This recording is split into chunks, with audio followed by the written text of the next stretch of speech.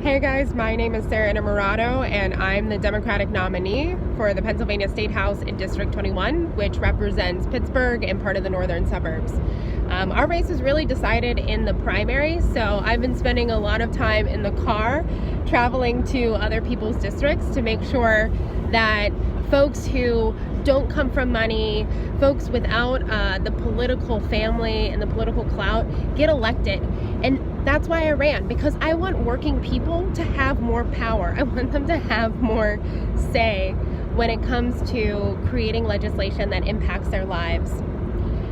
It took me a long time to get over the fact that I didn't come from those things, to be okay with running. But I realized that the struggles that I have lived, losing my father to an opioid addiction about 10 years ago, putting myself through school and graduating in 2008 with a mountain of debt and dwindling opportunity, starting my own business consulting with nonprofits and having to pay hundreds of dollars a month for health insurance and then not being able to afford going to the doctor for my chronic asthma.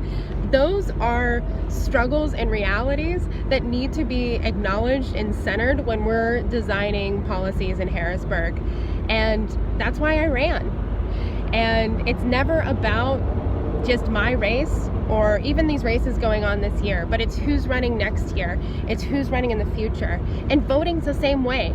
We know what's at stake. We know what we have to lose if we don't get to the polls on November 6th. But what's really going to matter and what's really going to create the change that we want to see, an economy that treats everyone with dignity, clean air and clean water, getting money out of politics, that requires us staying engaged November 7th and beyond. It's building, it's moving, it's organizing, and it's holding our elected representatives accountable. And if they do not live up to the policies that they ran on, or they're not centering our communities, then we need to vote them out, and maybe we even need to run ourselves.